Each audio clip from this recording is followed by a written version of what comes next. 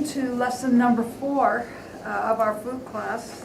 Again, my name is Rolayne and I teach the Native American wood style flute at the Orem Senior Friendship Center. And this week on lesson 4, we are going to learn ornamentation. This is when we really decorate our house. We've built the framework up a bit, but now we're going to learn how to put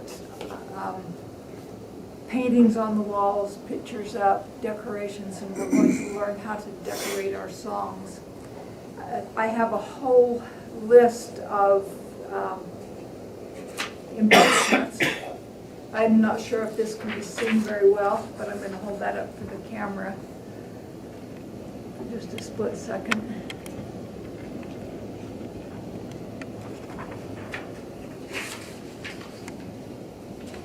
I'm going to hold this one up. Some of these might be repeated, but there may be extra stuff on some of the pages.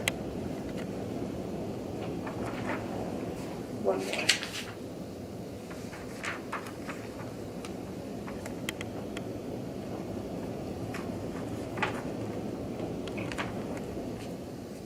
Okay,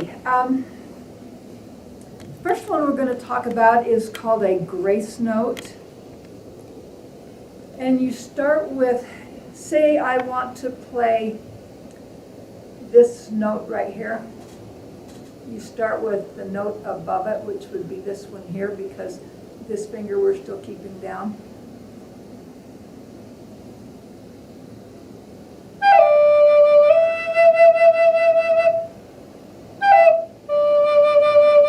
What it is you quickly raise and lower the finger above before you play that note. So I may have started out like this and then go.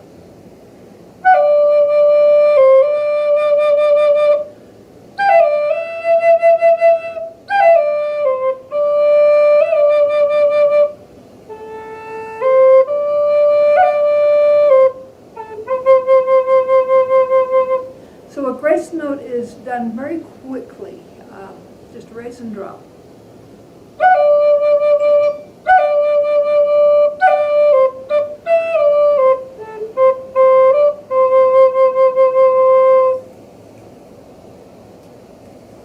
There are different variations of a grace note.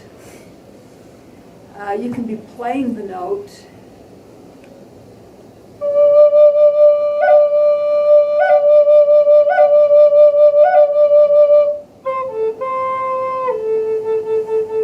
So after you've already started playing your note, then you raise it quickly. And you want to get it back down as quickly as you can. That gives it just a little popping kind of a sound.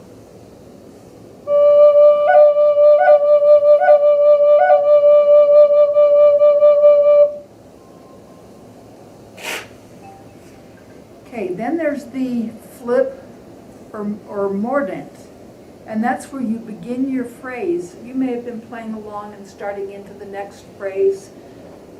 Let's just kind of play around with that.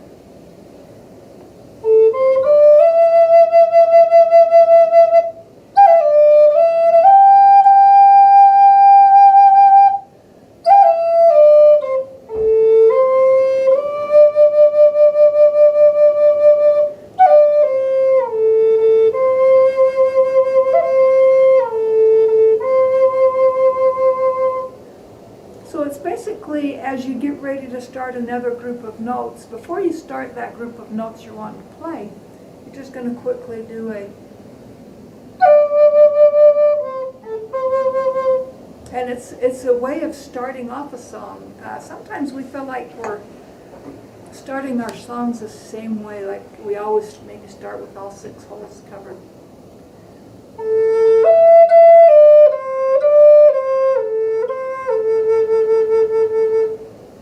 Time we might think of starting a song and going.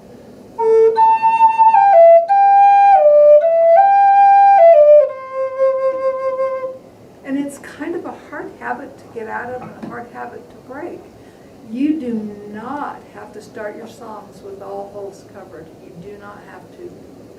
Start a song in a different place.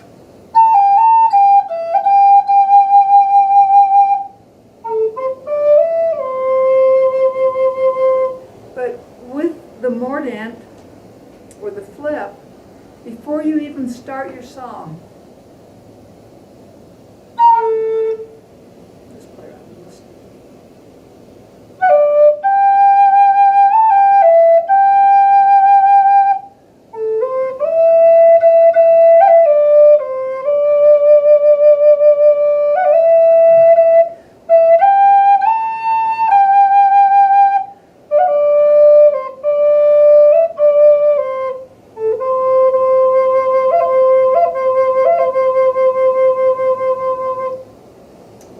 break a rule here.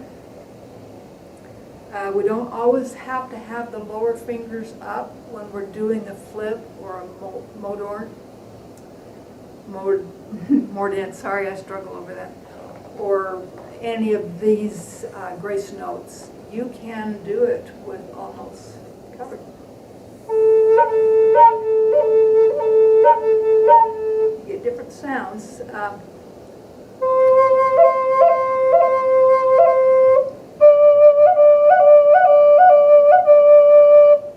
You can do it with any finger.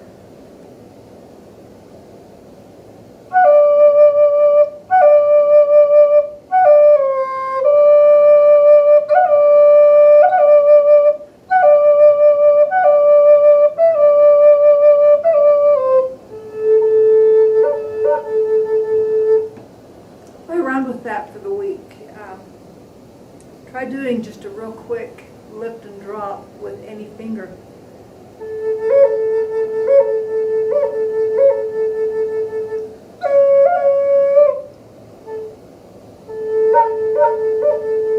Some of them you might get a little more of a barking sound, which is okay, because that's another type of a embellishment or ornamentation. Trill. Trill is very similar to the mordent or the flip grace note, but you just repeatedly.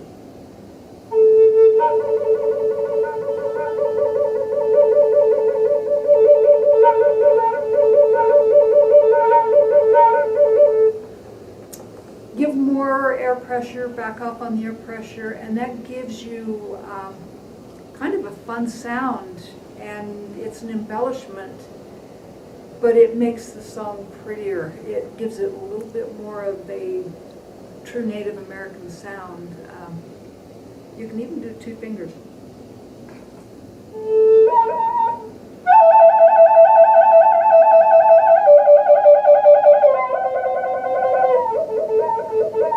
Play around with it until you find out what ones don't sound good together.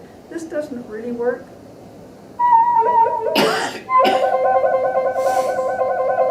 But it does when you lift the first finger up. Or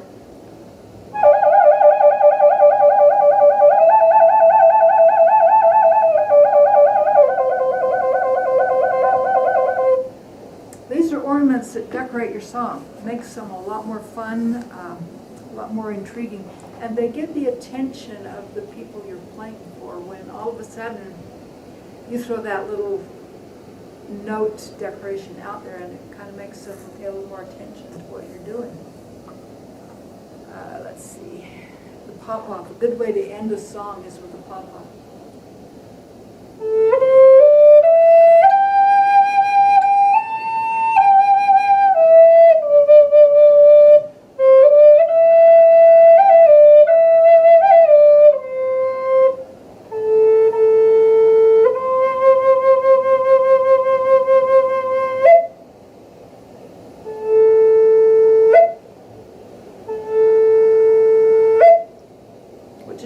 Build up a little more breath and blow just a little bit harder, and then lift the bottom three fingers off really quickly.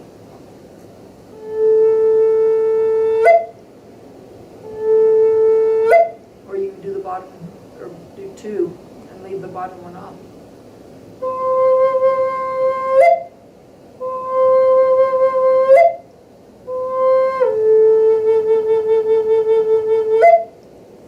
Dramatic ending to your song with that pop-off.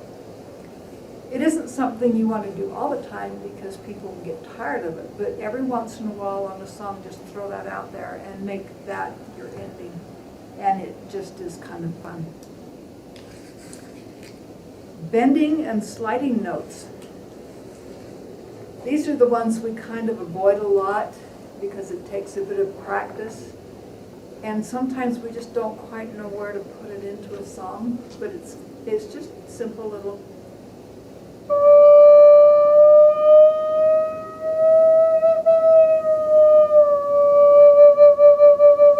I literally just bend my finger up and the wind, the air is catching that finger and it's changing that sound all the way through it. But if you're playing a blues song, that goes in there really well.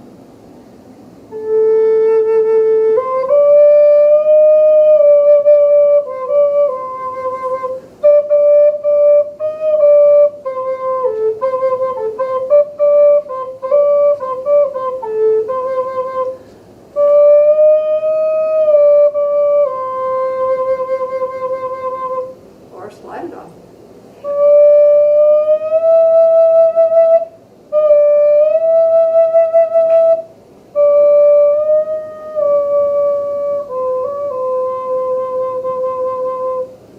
Those add emotions to your music when you do a little bending and sliding. They put a little bit of feeling in there. Another one is called double tonguing. We've done tonguing where we just do the ta-ta-ta.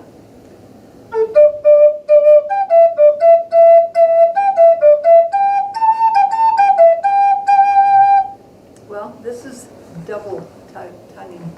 Ta-ka. Ta. Ta-ta goes behind, your tongue goes behind your teeth on the roof of your mouth. Ta-ka-ka-ka. The middle of your tongue arches and touches the roof of your mouth. So you can actually play notes a little faster.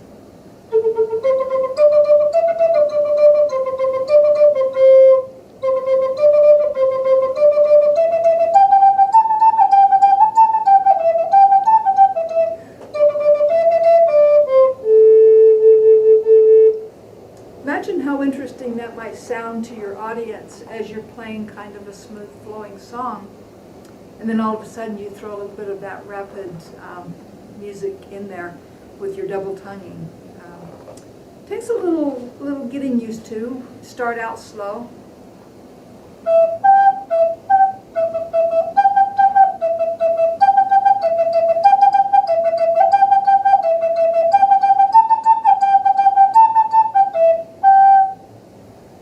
That adds fun to your song, and does really nicely when you're playing a double flute.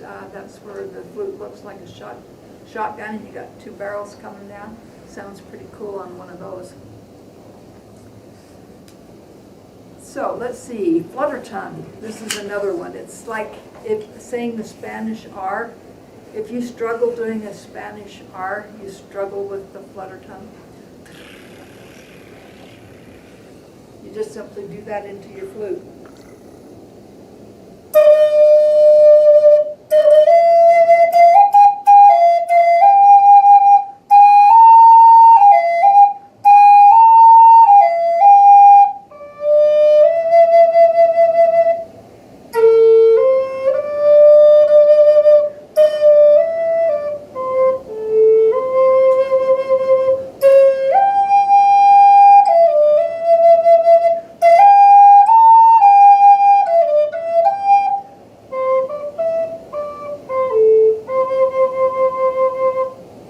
Again, that's just making the and doing it in your flute. Takes practice, but it's worth it because it's kind of fun. And let's see. Then there's the vibrato. The vibrato is probably the one that's the hardest to learn, and it's the hardest to explain because you do it from your diaphragm, and it's basically laughing into your flute, I think, is the one that sometimes helps people get it. But listen as I start the vibrato in this.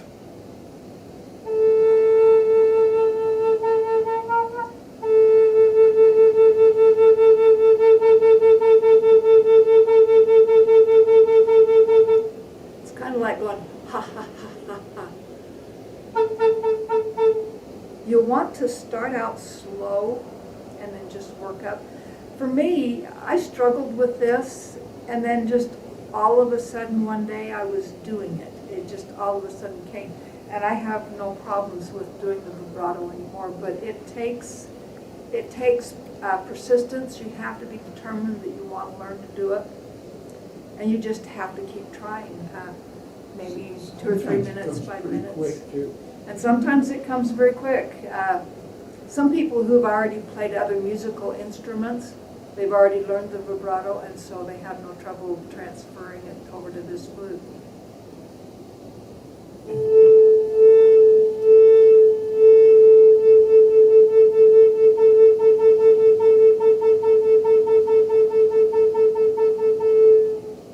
Can we try that? Absolutely. John's always really good at it. Go, John. He's the one that Or got it Lynn. as soon Lynn's as I really good said at that, it's and like John's good laughing. at that too.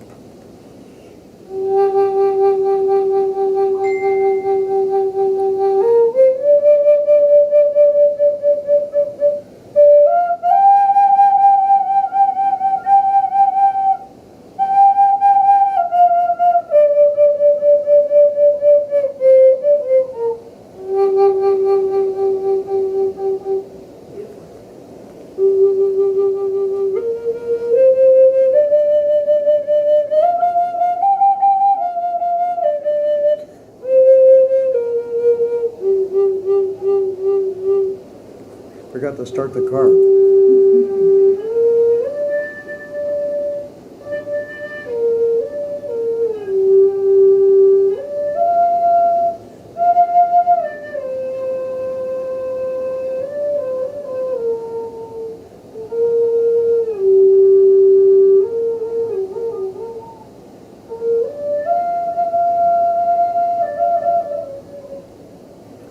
Back to Marilyn.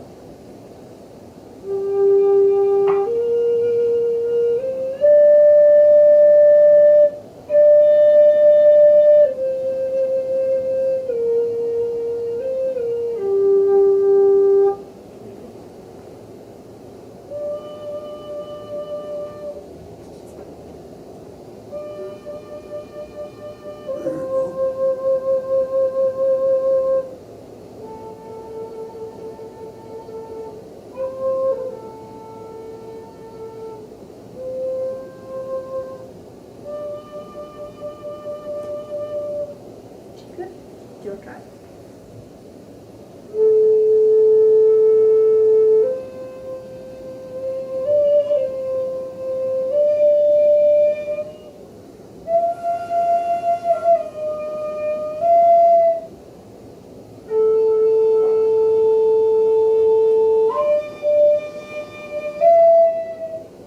Good.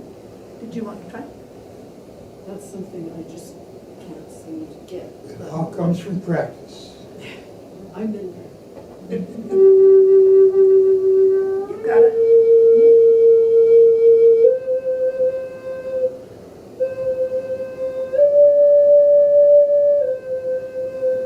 See, it's just not there. It's more there than you realize. I was trying. It's there. You've got more vibrato in that than you realize.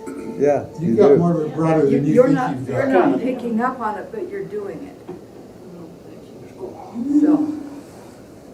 So, something, some teachers will tell you, don't use the vibrato a lot. Others will tell you, I never, ever play a long note without vibrato. Why would you not? Yeah. I leave that up to my students. I don't know how to quit the vibrato. I'm so used to doing it. But if I have a long note, it's got that vibrato. It just happens automatic. It becomes automatic to you eventually. And another thing I haven't covered is when you're playing your flute, when you've got all holes covered, you blow into the flute very softly.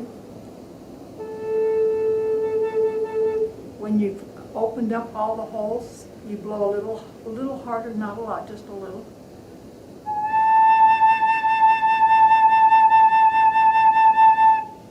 And it kind of doesn't make sense because you would think that with all the holes covered, it would take more breath to force that air out. And with all of them open, that you'd need less breath, but it's just the opposite. But if you find that you're playing, and some flutes will do this, some won't. If you find that you're playing with all notes covered, this flute won't do it. But you get a kind of a squeaky sound, doesn't sound right, you know you've made a mistake. Like this? Beautiful, perfect, exactly like that. It it means you're blowing too hard or you've got a finger that isn't covering the hole. But just keep in mind that when you're playing all notes open but we call it the naughty finger, you need to blow a little harder.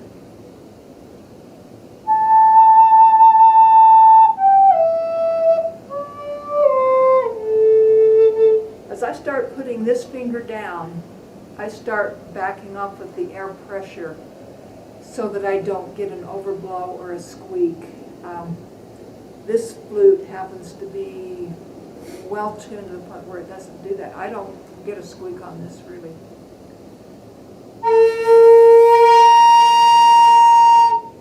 I You gotta work really at had to blow hard for that to go an octave. It raised the octave, but I had to really work hard at that. And we're usually not blowing that hard in our flute at any time unless we're deliberately trying to do an overblow or something like that. Another thing, when you're lifting your fingers, don't go, just lift them a little bit and it's easier to come back down and fall back down on those finger holes.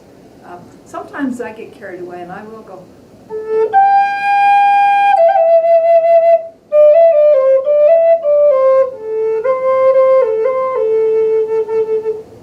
But I've been playing this baby for 10, 11 years. I've got it down. I know where those holes are. I know how to come back down on them, but that's really not.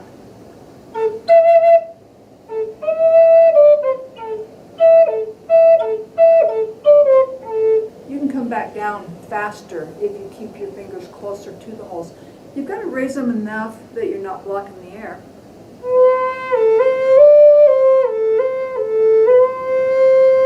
If you play really slowly with that, you can tell when I'm finally high enough that I'm not distorting the sound on that hole. So about that high, and I'm quarter of an inch off the hole, I think, is about where I'm on. There's no air going through that part. All it is the sound going through there. There's a little air coming through it, but you've got your splitting edge up here. Some of the air goes down through the tube, some of it comes up over the top, and this is where your sound comes from, is up here in the sound hole. This is the sound hole. So when you're playing your flute and you're playing for an audience and you want to step up to a microphone, first thing most of us do as beginners, we want this part of our flute at the microphone. We can't figure out, well, why is it not changing the sound? You want the microphone to come down over the top of your sound hole, and that will pick up the volume and increase the sound of your flute. Okay, that is what I had for lesson 4, ornamentation, decorating your songs. Thank you, and we'll see you at the next lesson. I have a question.